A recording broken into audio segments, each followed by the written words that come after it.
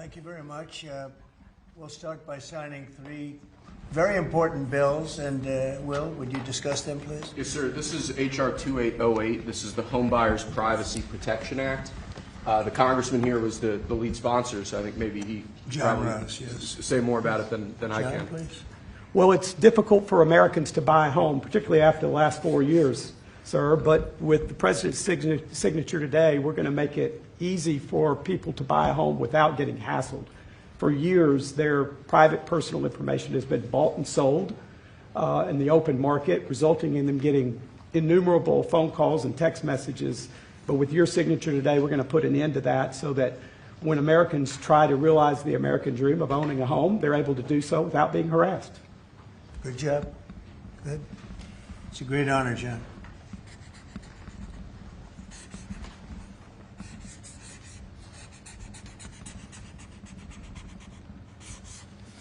Okay, there it is.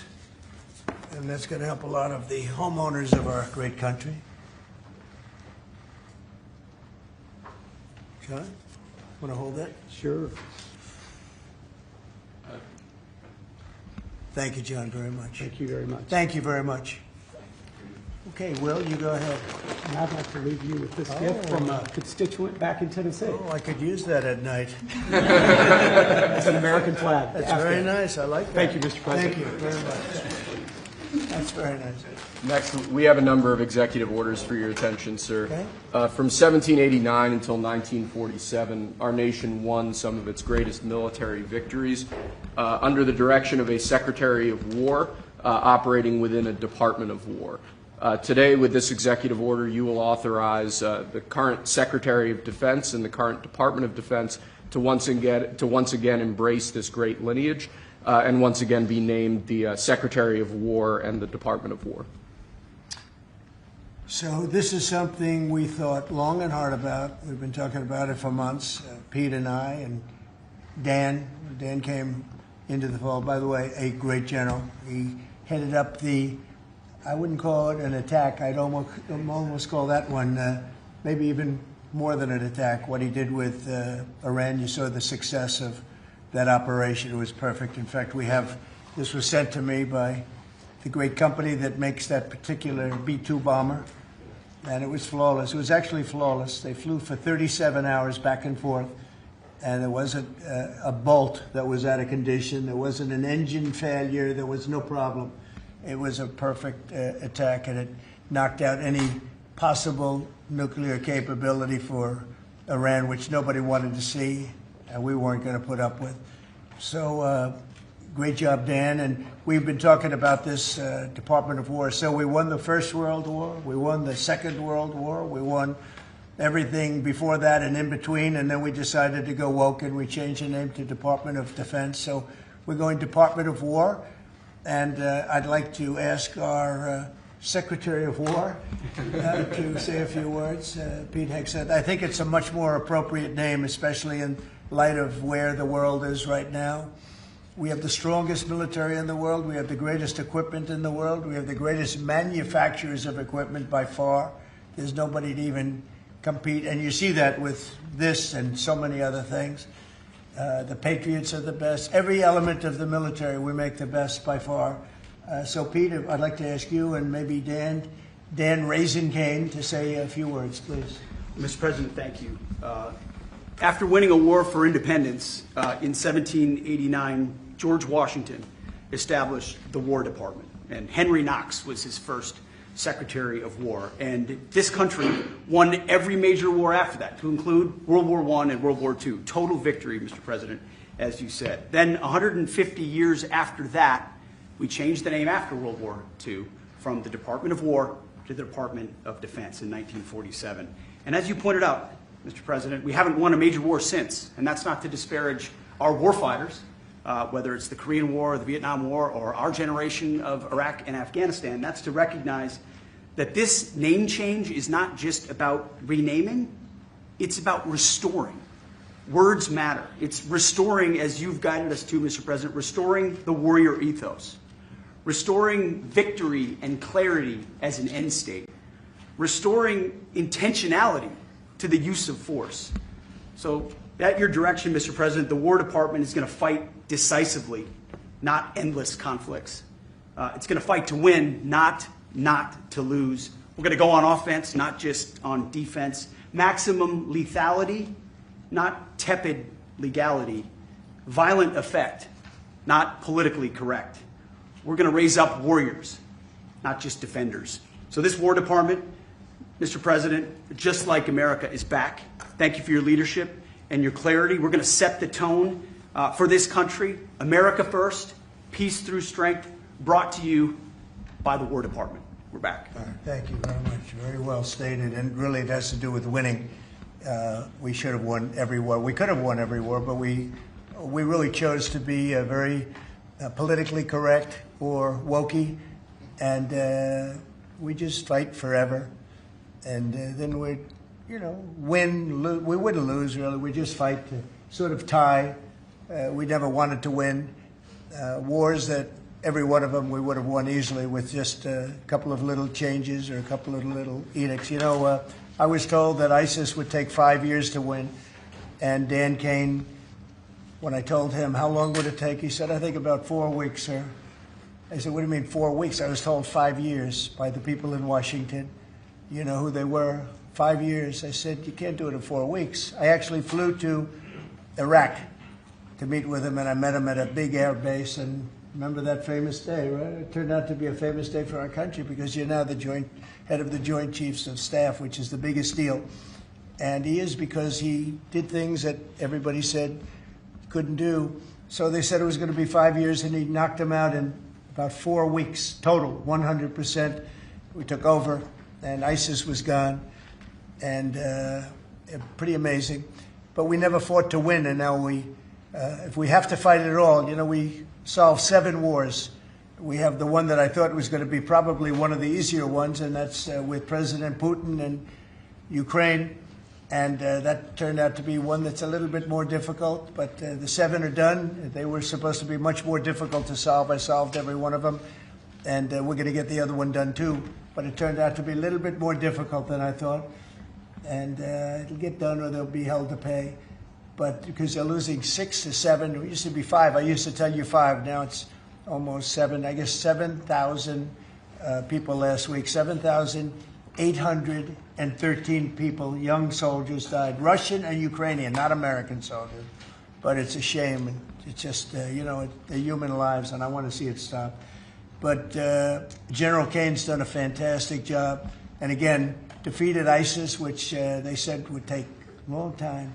And it didn't take a long time at all, and did other things that people said really couldn't happen. We have the greatest equipment in the world. We have the greatest soldiers in the world.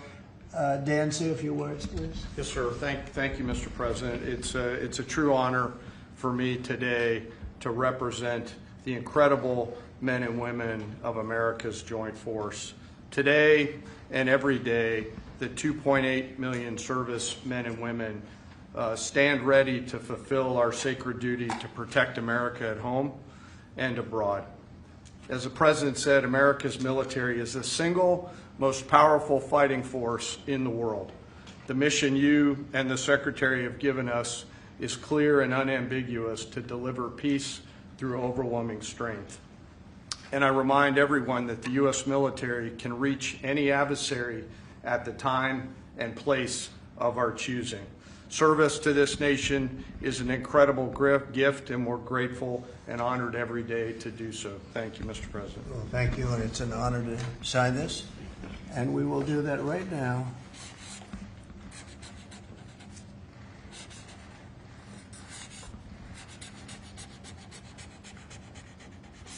I think that's a big one, I'll be honest.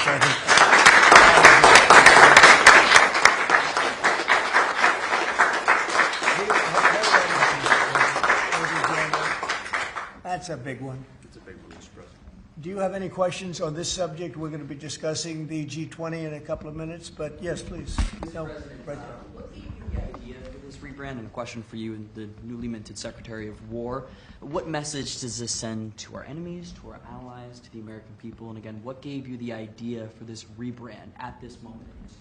I think it sends a message of victory. I think it sends really a message of strength. We're very strong. We're much stronger than anyone would really understand. And again, you know, having the great equipment, we have just so much better. You look at all of the, just any of it, submarines as an example. We're 20 years ahead of anyone else. Nobody even compares. And I let a lot of this happen in my first term. You know, we totally rebuilt our military. And then, of course, you had that catastrophe in Afghanistan where they gave up a lot of the equipment, but a relatively small amount, but a lot. There was a lot in Afghanistan. I think it was the most, General, I'd say it was the most embarrassing day in the history of our country, the way that happened, the way they went to the wrong airport. They should have gone to Bagram, not the local little airport with no security, with tight quarters, etc. You know what happened. I think it was the most embarrassing moment in the history of our country, frankly. That was under the Biden administration. That was terrible. And we were going to be leaving, but we were leaving with strength and dignity. We were going to keep Bagram because Bagram's 1 hour away from where China makes its nuclear weapons. We're going to have that all to ourselves, a big, beautiful place built many years ago for money that today would be the equivalent of, you know, many, many billions of dollars. You couldn't build it. The longest runways, the most powerful runways in terms of load capacity. And we just walked away from it. So stupid. And they were fools. The people were fools. No, we have the strongest military, and I think that indicates we have the strongest military. And, you know, we had it, and we won World War I, we won World War II, we won everything before, and as I said, we won everything in between. And we were very strong, but we never fought to win. We just didn't fight to win. We didn't lose anything, but we didn't fight to win. We could have won every one of those wars quickly, but they went a route that I think was probably politically correct, but not correct for our nation.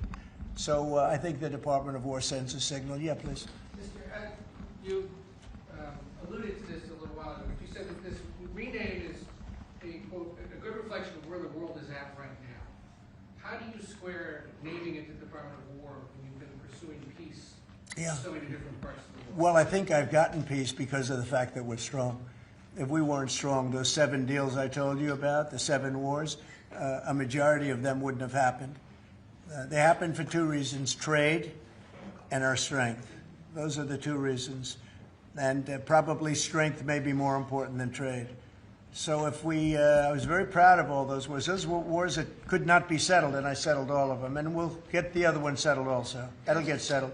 But without the strength, we wouldn't have settled any of them. Yeah, please. Mr. President, is it your expectation that Congress will codify this name change in the law? I don't know, but we're going to find out. But I'm not sure they have to.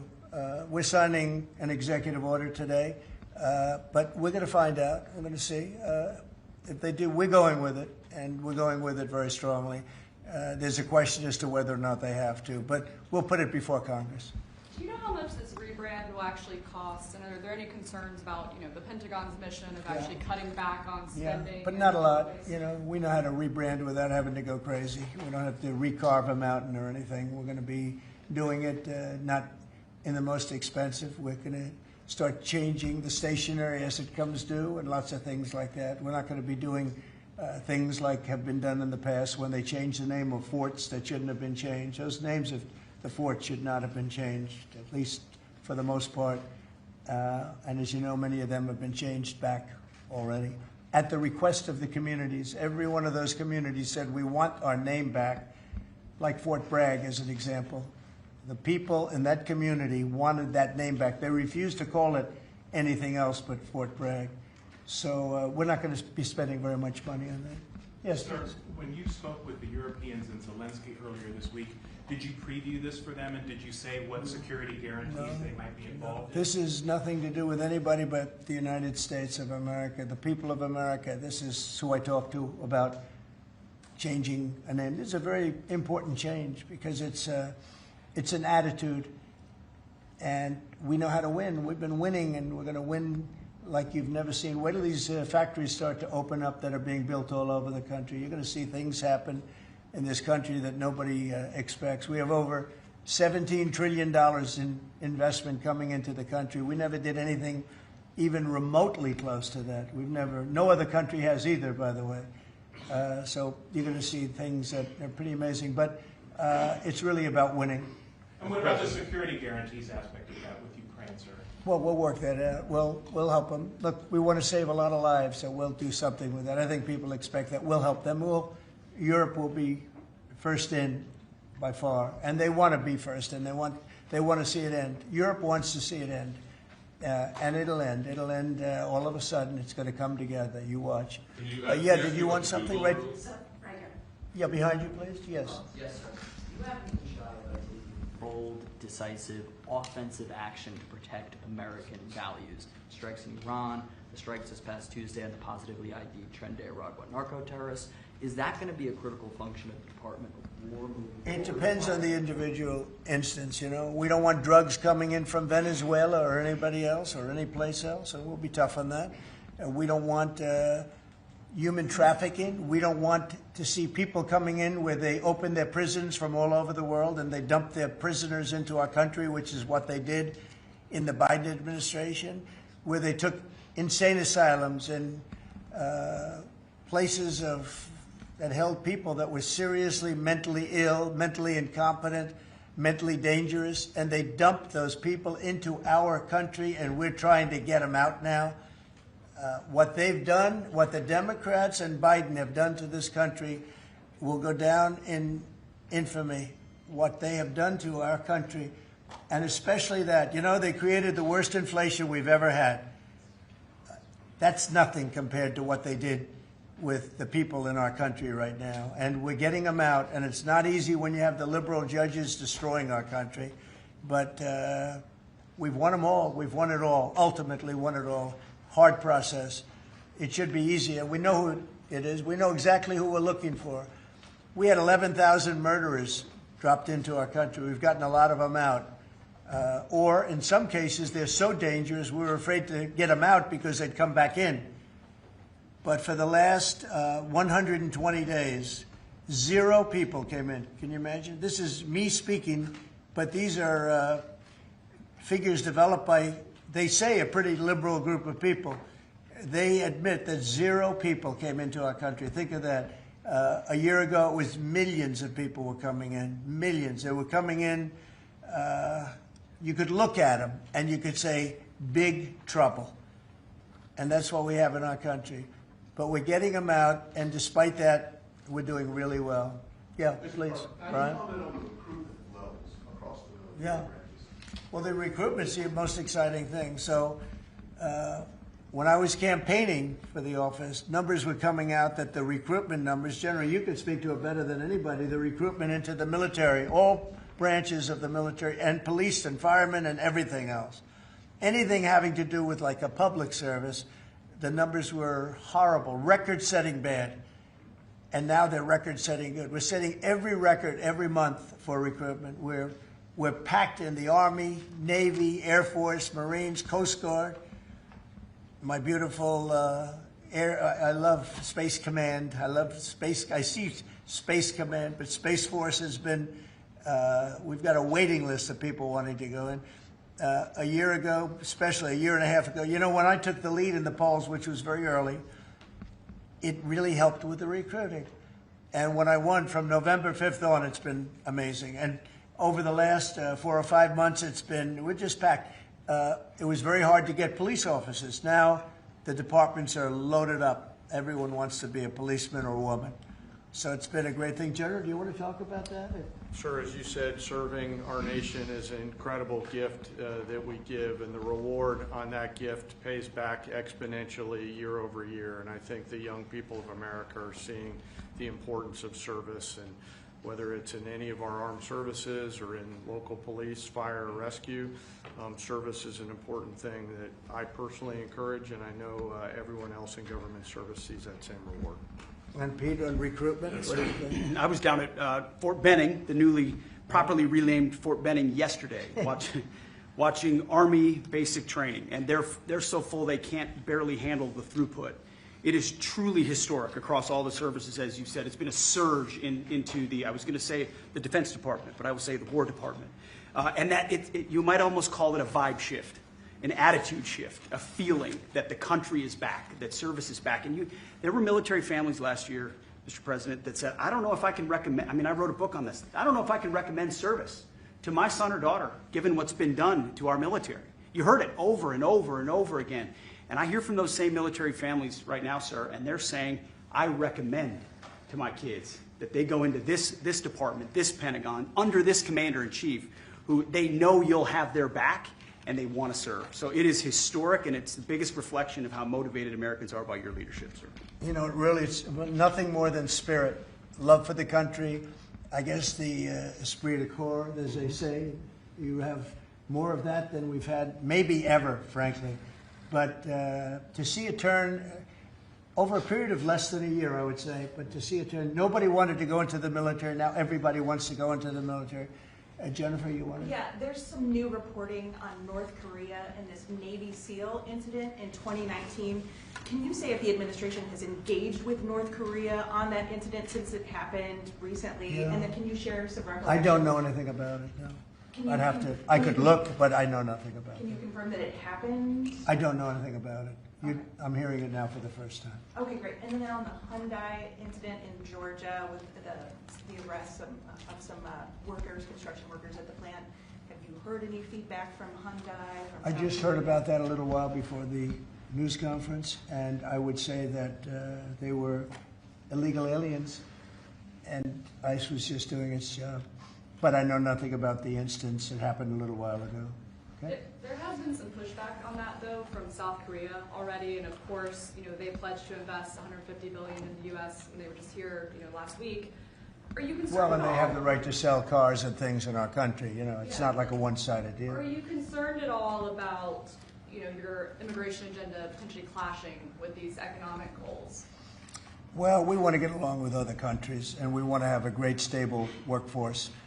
And we had, as I understand it, a lot of illegal aliens, some not the best of people, but we had a lot of illegal aliens working there. So, look, they're doing their job. That's what they have to do. These are people that came through with Biden. They came through illegally. They came into our country, so we have to do our job. Mr. President, the now Department of War has been involved in the crime cleanup in D.C. You've tasked Congress with proposing and passing a crime bill. What are some things that you would really like to see codified in that crime bill? Well, I think one of the things is the cashless bail. It's killing it. When that came out, originally when that came out the first time, that's when you saw the real big crime start to happen. Cashless bail, what a disaster that is. You murder somebody, you don't have to put up bail, and you go out in the street and you murder somebody else. That's what's happened. It happens so often. And that's one of the things. And other of the things you're reading about, it's a standard, but just a certain toughness. I have to say, one of the elements of fascination for people over the last period of time has been what's happened to D.C. So we've gone from one of the most dangerous cities in our country to what they call a safe city. It's a totally safe city. In fact, I set up dinner in Washington, D.C. next week. I wouldn't have done that, to be honest. I would have had an obligation not to do it before I came into office, or even at the very beginning when things were so corrupt and so dangerous out on the streets. So Washington, D.C. has had virtually no crime.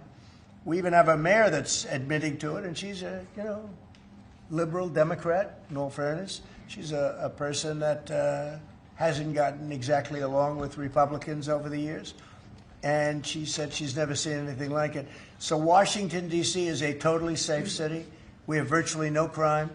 It's gone from the most unsafe city in the United States, almost, just about, to one of the safest cities, maybe the safest city in the United States. That's a tremendous compliment to our military, what we did. The National Guard's done a fantastic job. Yeah, please. Mr. President, can I ask about Florida real quick? Florida House Speaker Daniel Perez was at the White House yesterday as part of a leadership summit. Yes. And we understand you met with him separately. Mr. President, what did you talk about? And also, did you explore him running for Florida Attorney General? I didn't. We didn't talk about that, but he's done a fantastic job. He's respected all over the country, really. He's a leader, and he's done just a fantastic job. We didn't discuss anything having to do with his future. I'm sure he'd be very good at that. My second question, Alligator Alcatraz, sticking with Florida, a major ruling appeals court blocked a federal judge's order to close it, and it can remain open for now. Your reaction? I think they've done a fantastic job in building it, the governor and everybody else that's been involved. It's an incredible facility. It's housing people for usually a very short period of time before they get brought back to their countries. As you know, we focus on criminals before we focus on anybody else, and we're taking thousands and thousands of criminals out every month out of our country, some of them murderers. And I think Florida's done a great job by building it, and whether it's Alligator, Alcatraz, or anything else you want to call it, I was there. I visited with the governor, with other people. I guess Nikki was there. Tom Homan's been there a lot.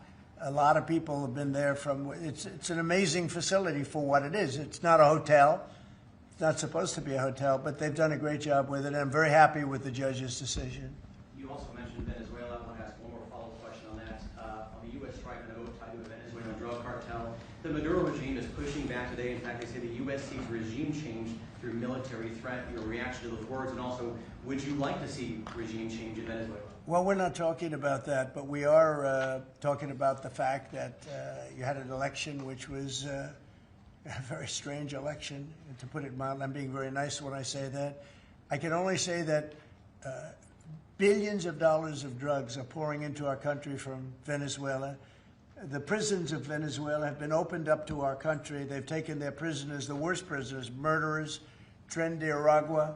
The worst prisoners that you can ever imagine are now happily living in the United States of America. Now, many of them we've gotten out. It's not easy to get them out because of the liberal system that we're working with in many cases, not in all cases. But millions and millions of dollars and billions of dollars of drugs are pouring out of Venezuela and other countries.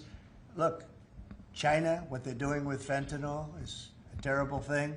It comes through Canada and it comes through Mexico, but a lot of it's coming through Venezuela. Venezuela's been a very bad actor, and we understand that. And when you look at that boat, you see the bags of whatever it is there. Those bags were, you know what those bags represent? Hundreds of thousands of dead people in the United States. That's what they represent. Yeah, please. Mr. President, your reaction to the jobs report this morning? Well, I'm going to talk about that in a minute. We have our great people here, so I'll talk that in a minute. Let's talk about this. We'll give a couple of the, because these two people want to get to work on the Department of War, so let's keep them first. Mr. President, the DOJ is reportedly considering a ban on transgender people owning guns after the Minneapolis shooting. Do you think they should... Are we talking in the military? In general. Okay, I thought you were talking about in the military. I'll refer to that then differently. Because it's not a military question, I'll be able to pass on that very nicely unless you'd like to talk about it. No, Pete doesn't want any part of that question. Yes, please. Mr. President, who do you blame for losing India to China? In your post earlier today in the morning, you did put that out. I don't think we have. You know, I've been very disappointed that India would be buying so much oil, as you know, from Russia. And I let them know that. We put a very big tariff on India, 50% tariff, very high tariff. I get along very well with Modi, as you know. He's great. He was here a couple of months ago. In fact, we went to the Rose Garden, and the grass was so soaking wet.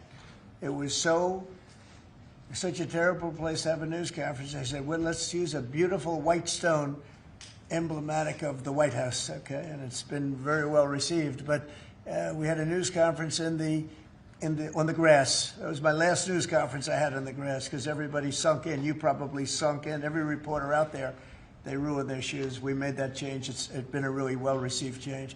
Yeah, please, go ahead. On Venezuela, you've sent F-35s down to Puerto Rico. You've sent naval vessels into the Caribbean. You're concerned about drugs being illegally sent into the United States. How do you describe this buildup, this situation? Well, I just think it's strong. We're strong on drugs. We don't want drugs killing our people. I believe we lost 300,000. You know, they always say 95, 100,000. I believe they've been saying that for 20 years. I believe we lost 300,000 people last year. I know families that lost their son. Those families will never be the same. I know a family lost a daughter, a beautiful daughter. In fact, it was like she took something that she thought was like a minor deal, and it turned out to be riddled out with fentanyl, the size of the head of a pin. and you're dead. And no, we're stopping the drugs. We're going to save a lot of people. Look, whether it's 100,000, but it's not. It's 350,000 people died last year from drugs. And we're not going to let that happen to this country. Think of that. Think if you're in a war and you lose 300,000. We'll lose 600,000 in the, pretty much between Gettysburg and all of that, the Civil War, we lost, what, 600,000. So we're losing half of that every year to drugs. We're not going to do it. We're not going to allow it to happen. You think of the wars.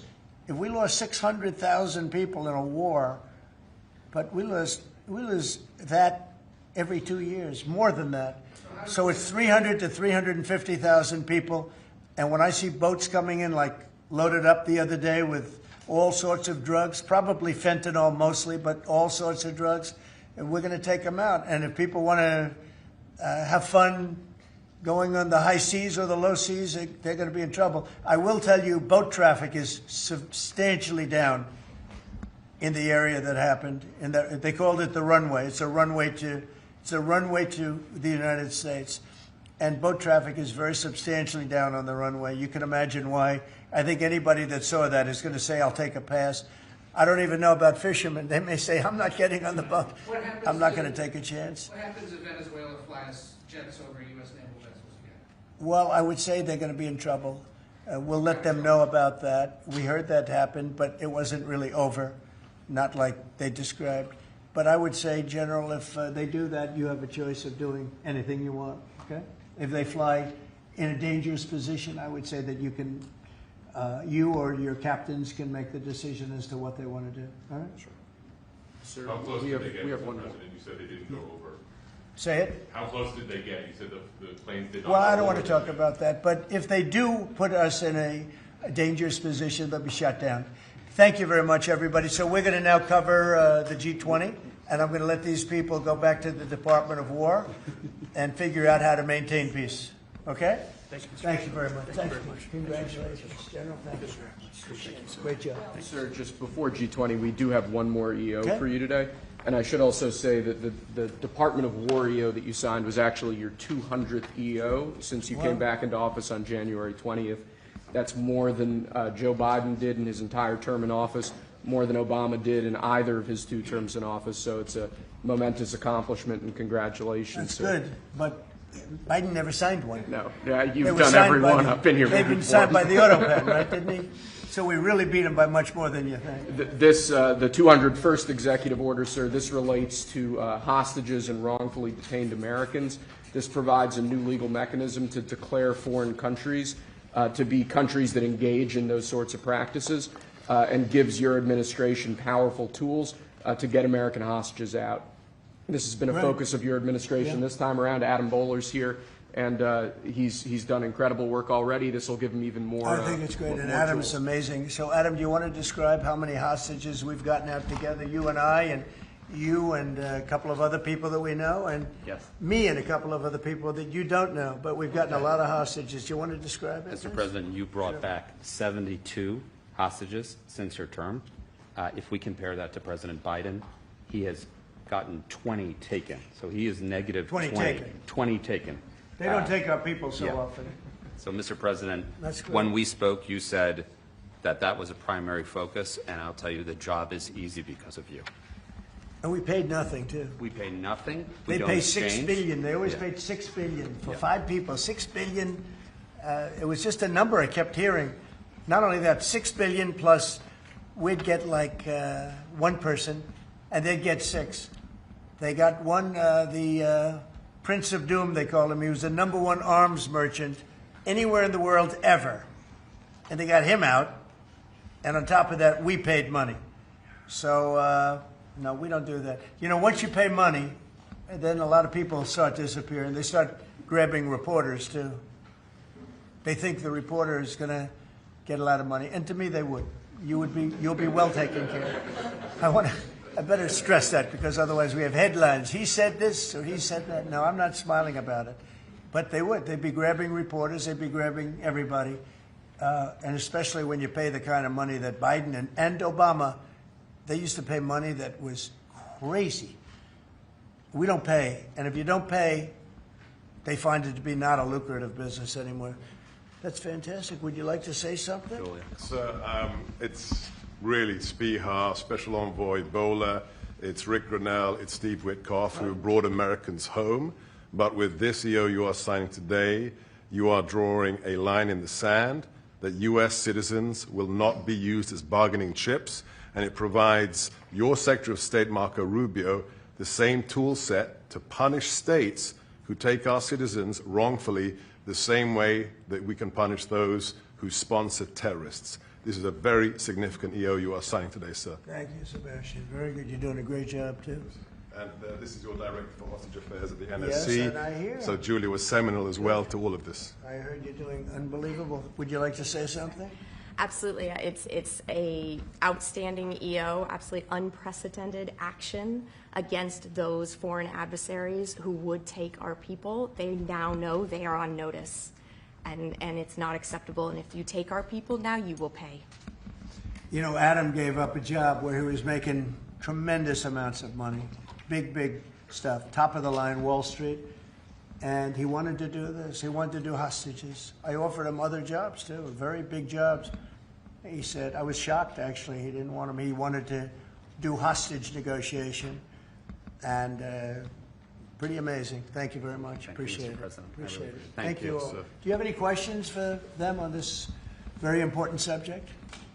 I think it shows a lot of your leadership as far as fighting for Americans and fighting for Cubans. And to think that, Joe Biden went in negative territory. Oh, he went way negative. Way negative, and you're actually making progress on this. I think this does send a message to the world that we don't negotiate, we're going to stay strong in that type of what they call business. Well, one little anecdote that may be of interest. We were told by numerous families who had missing loved ones during the Biden administration that this building, Biden's National Security Council, told those families not to talk about their missing loved ones, to be quiet, not to create any pressure on Biden and on Jake Sullivan, the key propagator of the Russia hoax. This administration has met with those families on a weekly basis. Right. People like Adam, yourself, sir, your envoys are doing everything to get every single American home. Not to tell them not to talk about their loved ones, but bring them home. Well, I can tell you one story that was amazing. A few weeks ago, very little written about it, but there should have been. But it was a very nice gesture. The head of Belarus, who's a very respected man, strong person, strong leader, he released 16 hostages. John Cole, a lawyer who works for me, great lawyer actually, one of the greatest lawyers. But John Cole was over there, and he heard that they had hostages. And you know about this. 16 people he released. And I just want to thank the head of Belarus. But while John was over there, they had, I believe, another 1,400 hostages. Now, not from us, from places all over the world. And just pretty tough place, in all fairness. But they had 1,400. And I believe they're going to be releasing a lot of those 1,400. They're not, I think very few, if any. We got pretty much ours back. And we didn't pay anything, but I very much gave my respects to the leader of the country. Again, he's a very strong man, but he's got 1,400 or 1,500 or a large number, and we're talking about releasing them. Some are political, I guess a lot of them are political, and looks like they're going to be released at some point in the pretty near future. So it's a great thing. They have to respect your country. If they respect you and they respect your country, they release it. If they don't, then you have to pay $6 billion. I mean, $6 billion. Can you imagine that, paying $6 billion? Kind of related, but not really. Could you comment on Tina Peters, who's been locked up behind bars from Colorado within the election? I think you put out a truth a couple days ago about it. We have a wonderful woman who was an election official, and she saw cheating in Colorado, and she viewed it as horrible, and she said, what's going on here? And she went to the machine, and she tried to open to find out whether or not it was cheating, and they went to her and they said, "Did you touch this machine?" Yes. And they arrested her. They arrested her instead of the people that did the cheating. It's a state charge, so it's hard to do anything with, but we're gonna do something. What they did in Colorado, look, Colorado just went to all mail-in voting. That means they cheat. That's why they lost, that's one of the reasons, but that's a big reason why they just lost the whole Space Command situation that is going to Alabama. But when you have mail-in voting, you have nothing but cheating. But this woman is a real patriot, and they put her in jail for a long time. She's 72 years old, 73 years old, and she wanted to find out. She didn't do anything. She touched the machine. She looked at the machine. She's trying to find out what was going on, and they went and arrested her for doing that, and it was supposed to be the other way around. I'm glad you brought that up. They should let her go, let her out. Thank you. Yeah, please. This isn't really a subject that gets talked a lot about, Mr. President, but what about your team's strategy has made them so effective at getting a record amount of these hostages? Many of them have been forgotten about home. I think they respect us. I think they respect us. They know we're not going to pay. Adam is a great negotiator. Steve Witkoff is a great negotiator. Seb is a great negotiator. They're all smart people. They're a little bit natural negotiators. Some people aren't good negotiators. Nothing you can do about it. And they're afraid of you, sir. Yeah, well, maybe. I don't know. I hope so, or whatever. We have the best. I'd like to say respect, but whatever it takes. Yeah. I actually say whatever it takes. But we've gotten a lot of people out, and we'll continue. We don't have too many in. How many are you working on right now? There's not a lot left. A handful. We got most of our people out. We got them mostly back. Mr. President, do you have an update on the negotiations to release the rest of the hostages in Gaza? We're in very deep negotiation with Hamas. We said, let them all out right now, let them all out, and much better things will happen for them. But if you don't let them all out, it's going to be a tough situation. It's going to be nasty. That's my opinion. Israel's choice, but that's my opinion. They got to let them out. You got 20, plus you have about 38 dead people. Young, beautiful, dead people. And I'll tell you, the parents want them every bit as much, almost more, than as if their son or daughter were alive. But you have many dead people that are coming out as part of the deal. It's 20 people, but I think of the 20, there could be some that have recently died, is what I'm hearing. I hope that's wrong.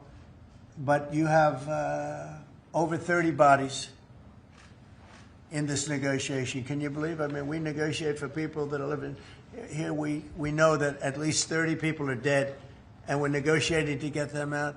The parents want them back so badly, as if they were alive.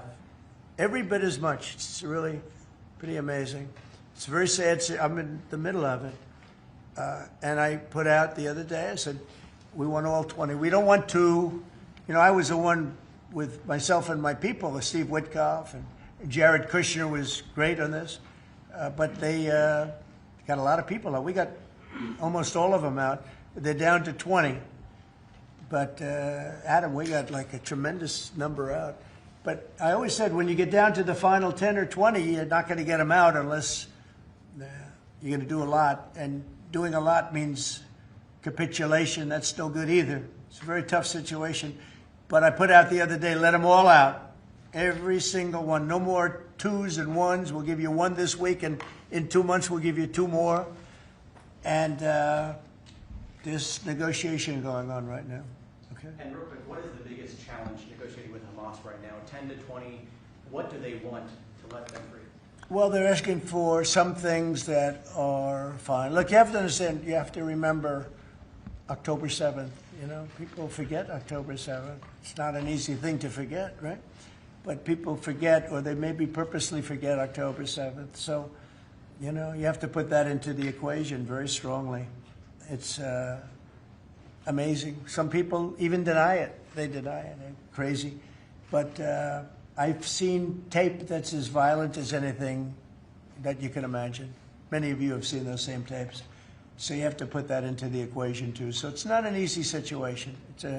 It's a tough one. But there are 20 people, maybe a little less, but there are 20 people that we want out. We want the bodies of these parents. They are. I've never seen anything like it. The level of love that they have. They want their children back. And, you know, I see demonstrations, big demonstrations in Israel about the hostages, not about the war, about the hostages, which puts Israel in a tough position because, you know, it's tough to prosecute a war when you have people they want the 20 people back. They just want them back very badly and everything that goes with it. So it's very sad. Thank you very much. We're going to talk now about the G20.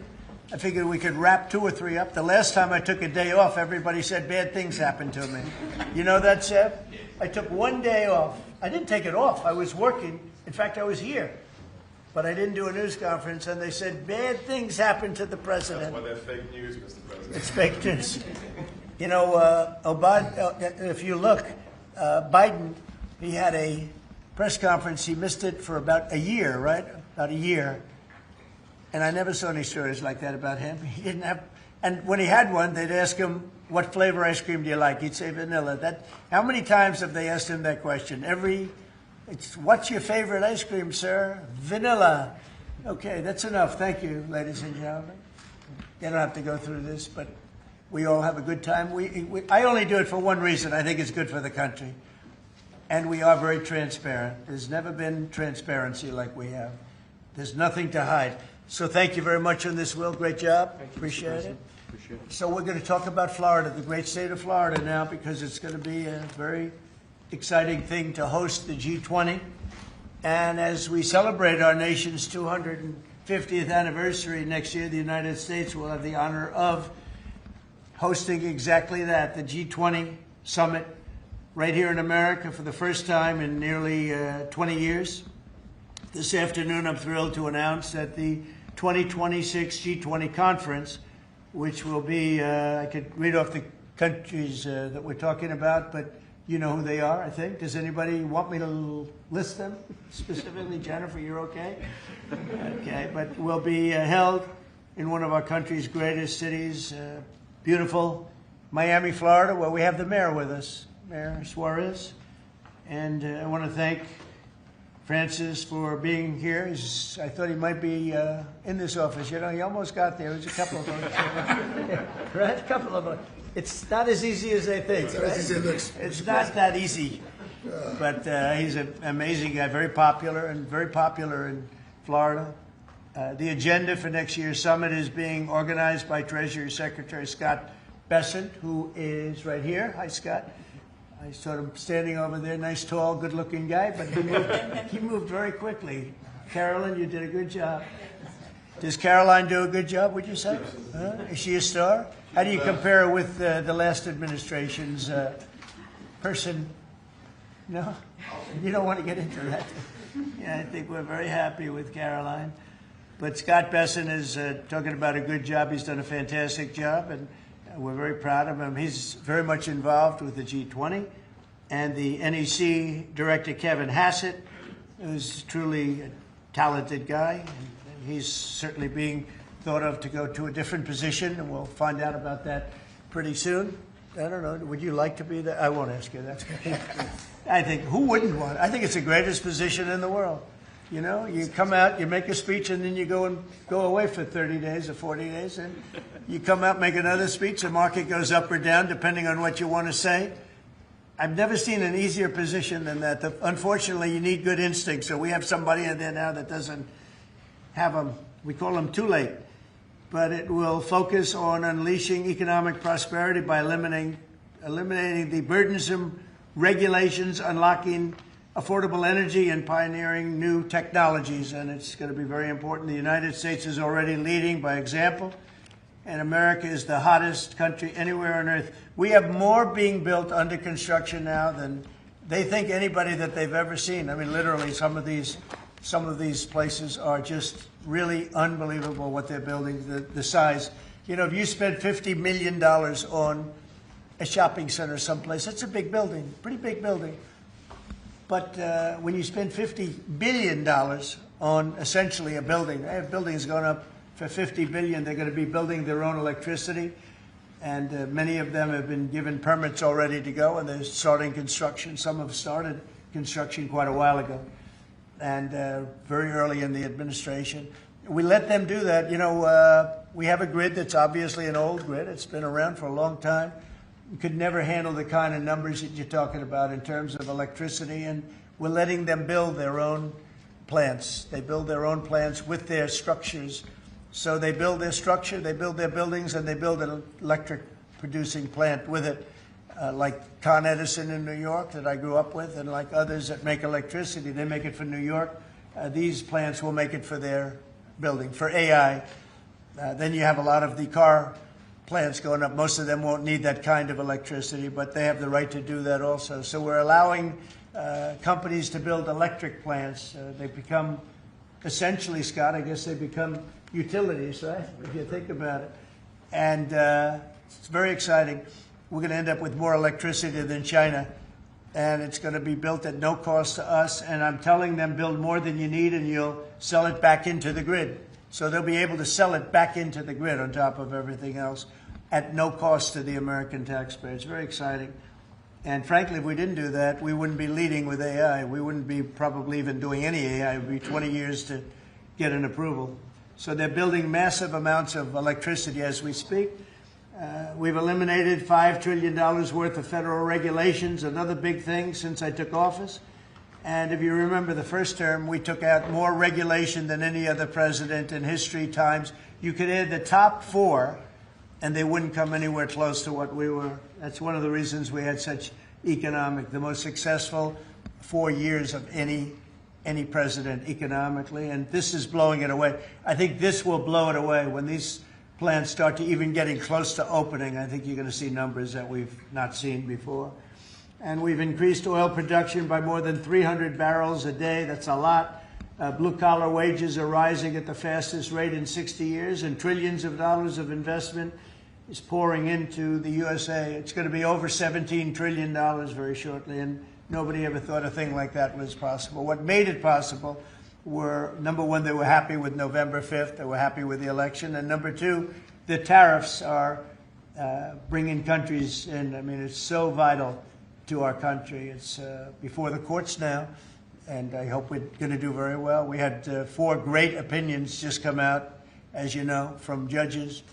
In a couple of cases, there were Obama-appointed judges that felt they had to do what was right for the country. So I respect that greatly. I respect them for doing it. But we have very strong opinions, and it'll end up going to the Supreme Court. And it's just vital for the country, vital, absolutely. We're at a level that we've never thought we'd be at, and it's because of the tariffs. Countries are pouring into our country because of you avoid tariffs if you build here. If you don't build here, you pay a lot of money. But if you build here, so what people are doing is they're coming in, they're building here. No different than what other countries have done to us.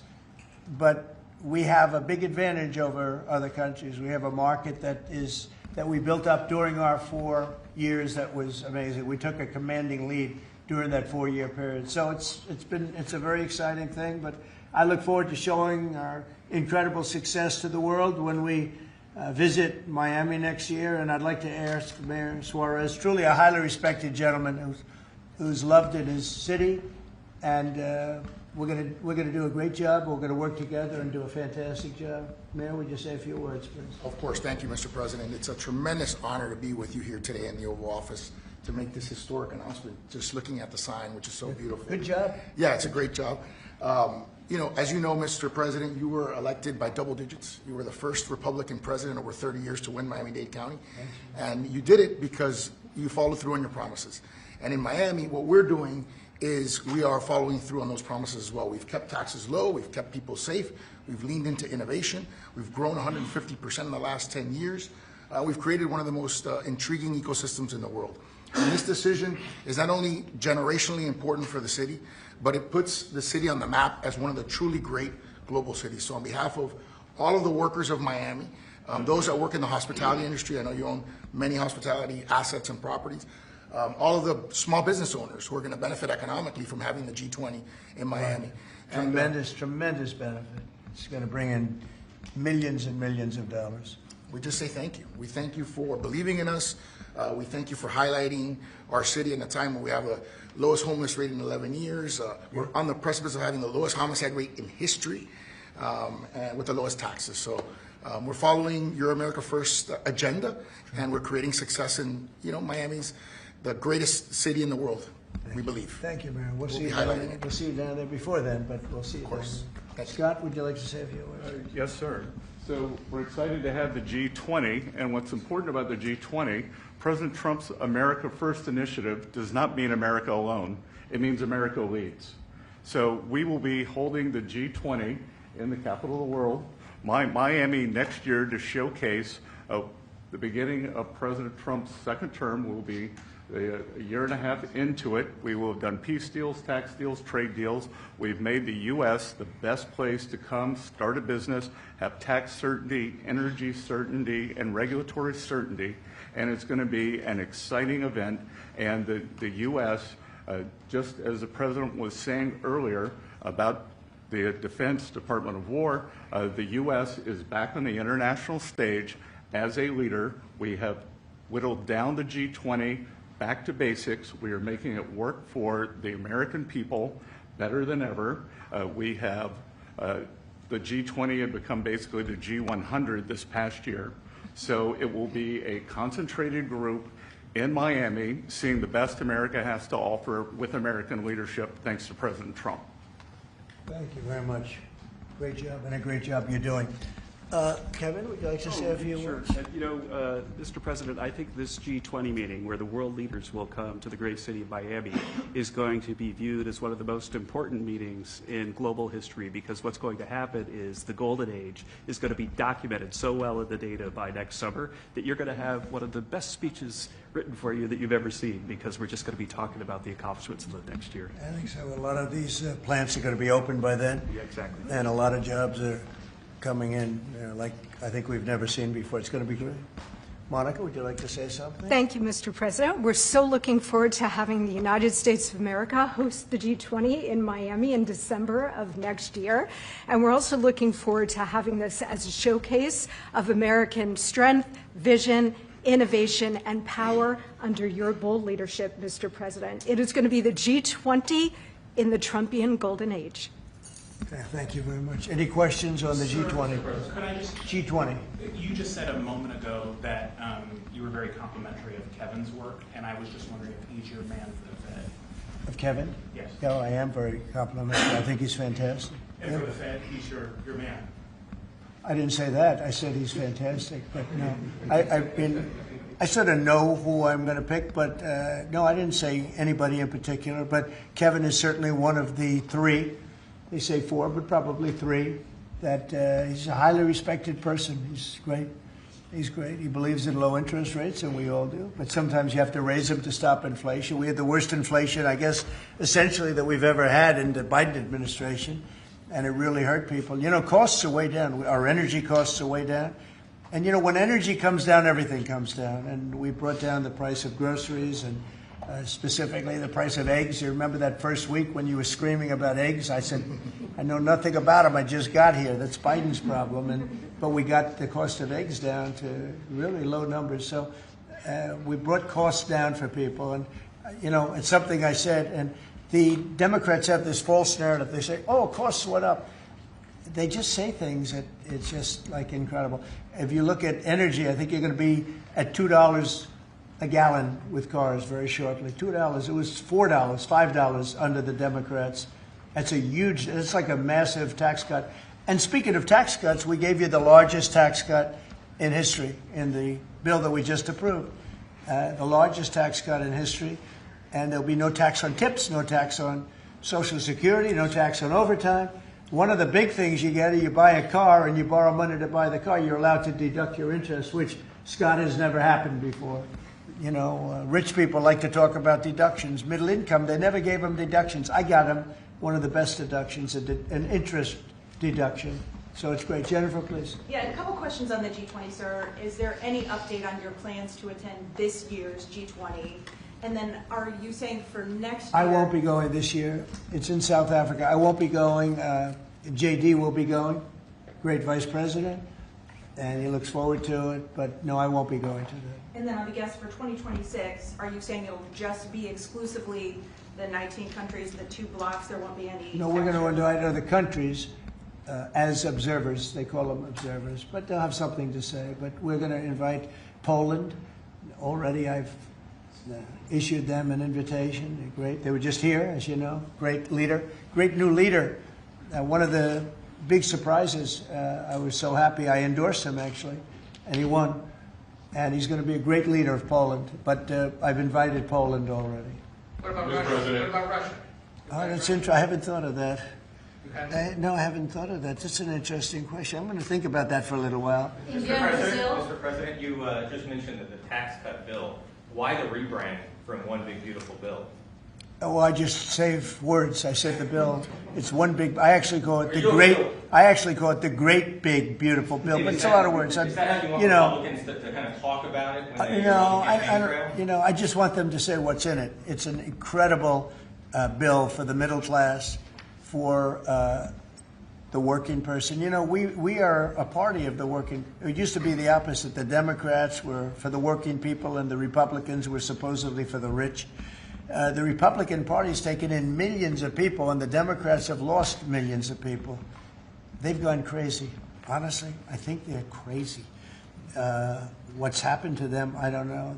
They suffer major Trump derangement syndrome, and it's turned out to be actually a disease, but it's a disease of weak people and stupid people, because all we do is we cut taxes, we create great policy. Their policy is so terrible.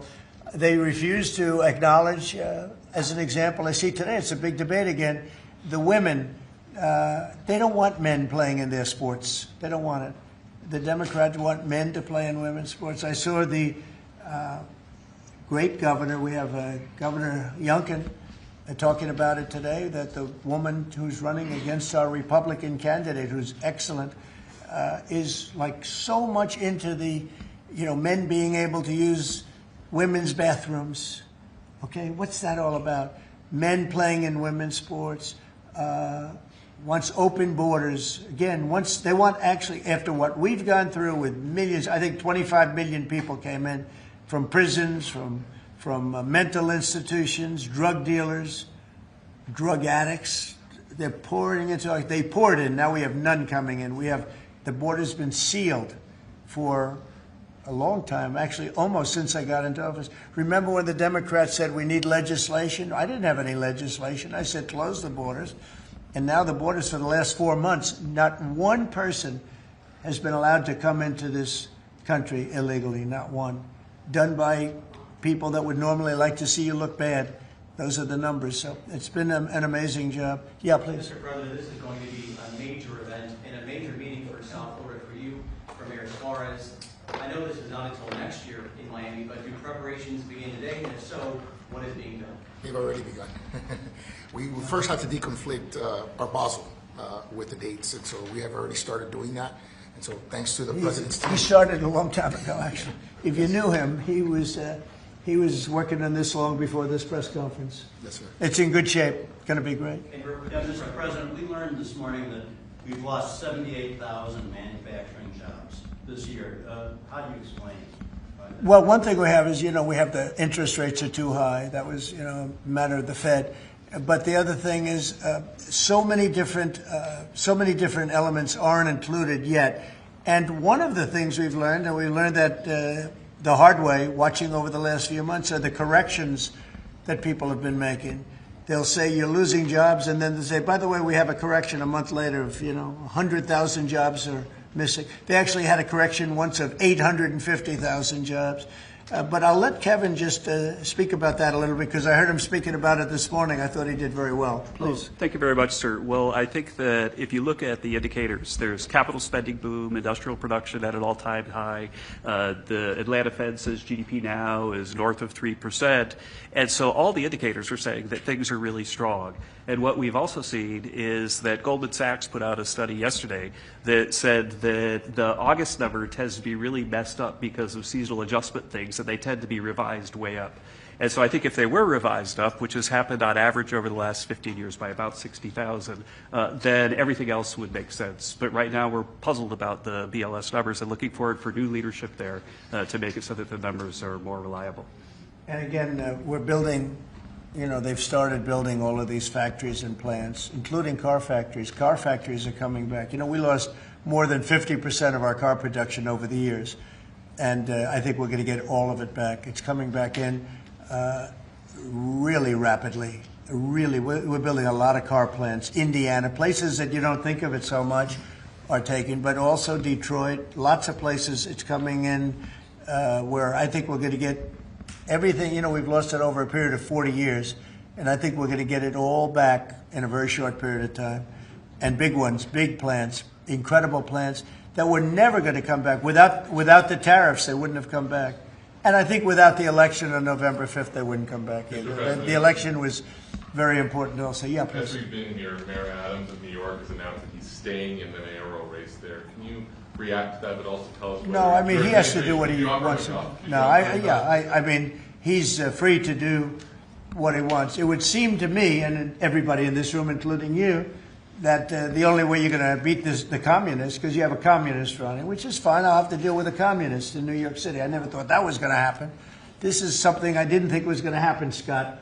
You're going to have to explain this one, because we're going to have a communist mayor. It would seem to me that if he stays in, if you have more than one candidate running against him, it can't be one. If you have one candidate, if he's the right candidate, I would say that Cuomo might have a chance of winning if it was a one-on-one. If it's not one-on-one, it's going to be a hard race. And we'll get used to a communist, and he's going to have to go through the White House and get approvals for everything. And we're going to make sure that New York is not hurt. We want to make sure that New York is cherished and taken care of. And so I didn't know he was running or not running. But you didn't offer him an ambassador? No, I didn't do that. No, I wouldn't do that. It's nothing wrong with doing it, but I didn't do that. We asked for the G20. We understand that it'll be held at Doral. Yes, it's going to be at Doral, yeah. You considered that with the G7 last time you decided against it. Why go forward with it now?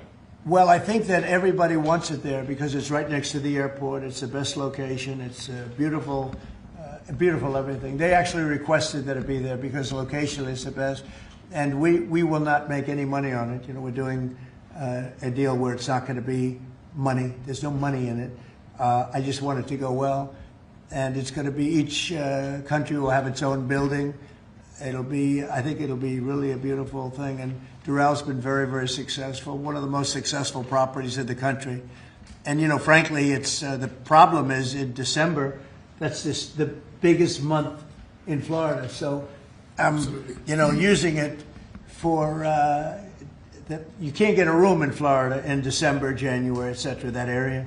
And that's the time we're talking about. So from that standpoint, it's not good, but we want to make sure it's good. I think Doral would be the best location. And again, they'll have their own buildings. It'll be incredible for them.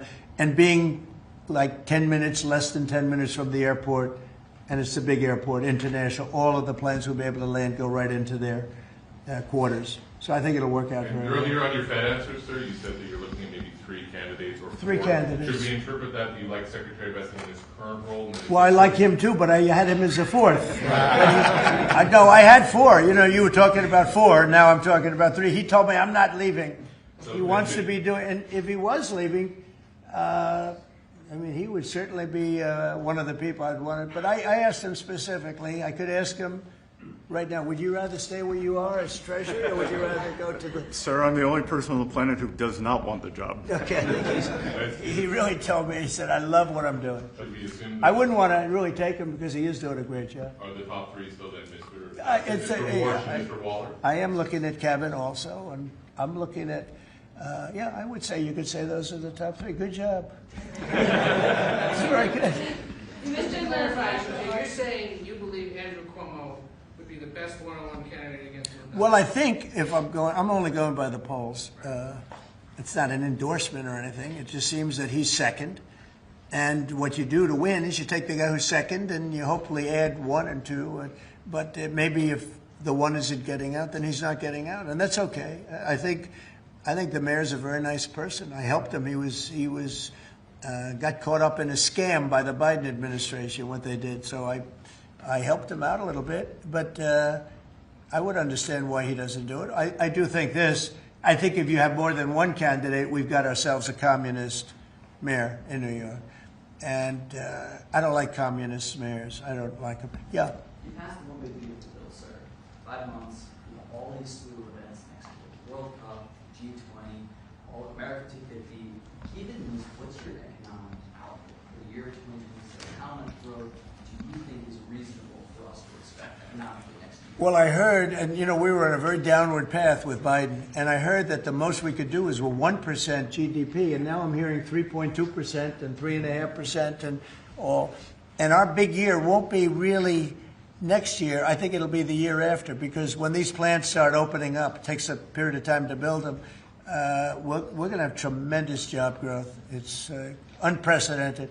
We have unprecedented in history. There's never been anything like it, because we're going to have more than $17 trillion invested. There's never been anything like that. If we did $1 trillion in 1 year, and this is 6 months, 7 months, because we really focused on it over the last 6 months. But we're going to be doing, nobody's ever seen numbers like this. When this stuff starts opening up, our country's being rebuilt. And by the way, Washington, D.C. is being rebuilt. In addition to the fact that we have a safe city now, and our National Guard was fantastic and worked with the mayor, worked with everybody, we're also doing a refurbishing of Washington. We're going to redo some of the roads, the surfaces. We're going to redo the medians. We're going to take the broken tiles off the tunnels and put brand new tiles up. And we're going to regrass all the parks. They're going to be regrassed by people that build world-class golf courses, and not necessarily people that work for me, because I don't care about that. I just want to, I'm very good at grass. Grass has a life, just like you have a life, right? It has a life. Well, this grass has been up longer than, it's like 4 lives, okay? That's why there's a lot of areas where there's just no grass. But we're going to regrass all of the parks. We're going to, in a year from now, you won't even recognize it. Graffiti's gone, the tents are gone, the medians falling into the roads are gone, the potholes will be gone, the marble's going to be polished and beautiful.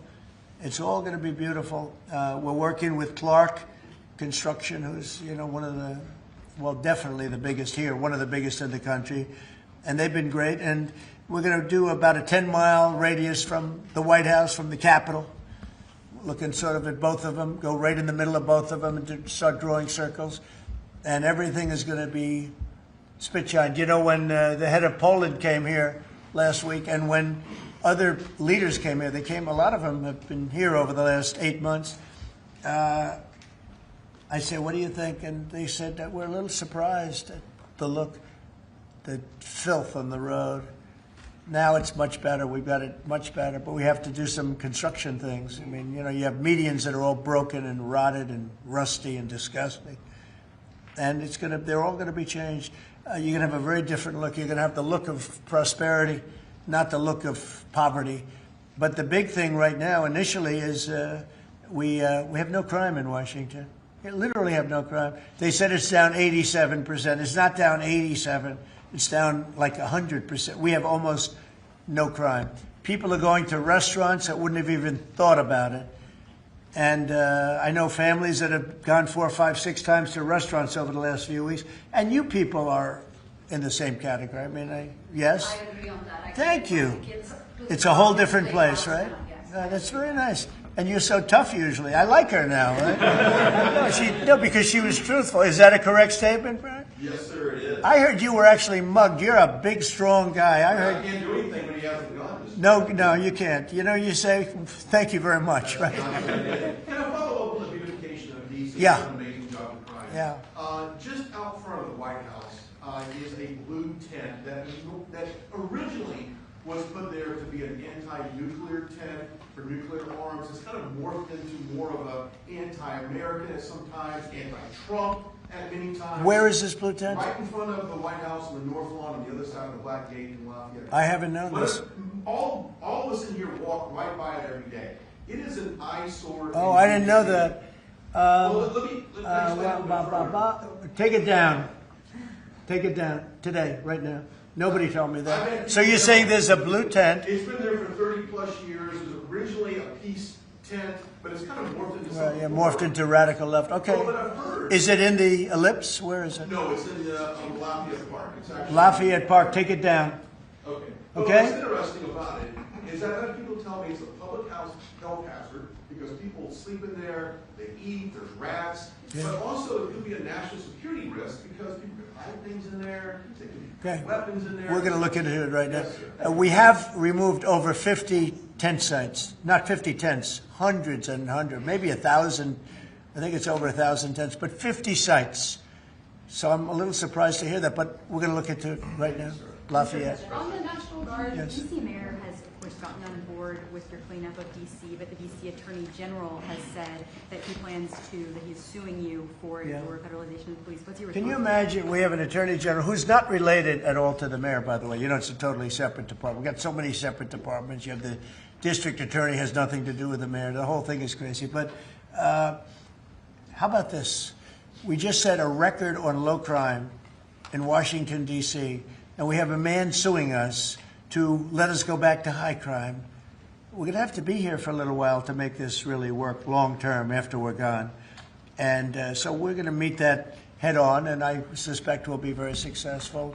And I can always declare a national emergency because this was a national emergency. But right now we have the safest city. We have now one of the safe cities in the country. We had almost the worst. I mean, a city that was as bad as some of the horror shows that you've heard about for years. And we're going to fix some of those horror shows, too. Yeah. There's a Google ruling today that you posted on Truth Social about the Europeans fining Google. Can you So Google is a great company. Yeah, Google is a great company, American company. Apple is a great American company, and so many others. And the European Union, I don't know why they do it, but they have been fining them numbers that have been astronomical. More so before I got here. But Apple paid $17 billion a fine in the last year. Apple, $17 billion on a case that a lot of people think they weren't guilty of. And no, I'm going to be speaking to the European Union about it. It's not fair. Google just got fined $3.5 billion, and they've already paid $13 billion. They're up to $16.5 billion. And people say there was nothing wrong with what they did. It's almost a source of income to run Europe. It's become a source of income. And many other companies, too. Mostly tech companies, but we can't let that happen. What are you seeking from the Europeans and by when? No, I can just say you can't do that. I mean, you know, they respect us now. They didn't respect us a year ago. European Union respects us. Look, they're paying us $950 billion, right? You got to respect us. They were very disrespectful of our country. I have great respect for Ursula. I've gotten to know her very well. And I just don't think it's fair that they're taxing, and really it's almost become like a tax. It's become so regular. And I've gone to lawyers and I've asked them, what do you think? They said, they didn't do anything wrong. We can't do that. It's not fair. And it's interesting. I don't hear that about China, and I don't hear that about other places. I hear it about the European Union. We were talking about it last night. I think we had a gathering.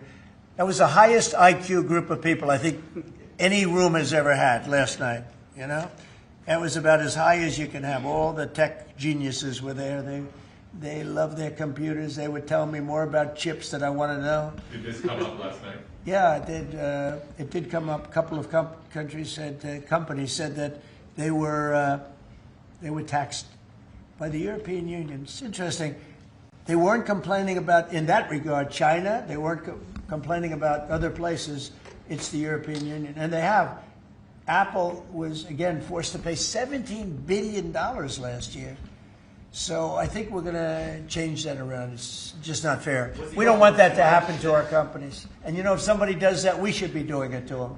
They've got to pay. Let them pay us. But you just can't do that to our companies. Yes. Was Elon Musk invited to the dinner last night? I wanted to go back to the G20 real quick in Miami. You know South Florida very well. Many cities were being considered for the G20. Was this a hard decision, or did Miami just stand out to you? It wasn't a hard, really. I mean, look, it's got the weather. we're in December, so it's, cold in some places, and that's beautiful too. Cold weather's nice. It's all nice, depending on the city. But no, Miami really wanted it. The mayor really wanted it. The people down there really wanted it. You might just address that for a second, Mr. Mayor. Yeah, as I said, a conference of this kind does two things. Number one is it puts us on the global map with the great global cities, and I think that's something that we've been trying to achieve for a generation. And I think number two, it's a tremendous boom for your economy. As the president knows, he has, multiple hospitality assets, and the working people of Miami, the small business owners, are going to benefit tremendously from the economic impact of a conference like this in our city. So it's an image thing, but it's also benefiting working people in our community. Do you think Xi and Putin will attend the G20 there? That's an interesting question. I'd love them to if they want to. They can, as observers. They'd be observers, so I'm not sure they want to be an observer. But if they want to, we can certainly talk. Can I ask you another Florida question? The vaccine mandates that were rolled back for school children.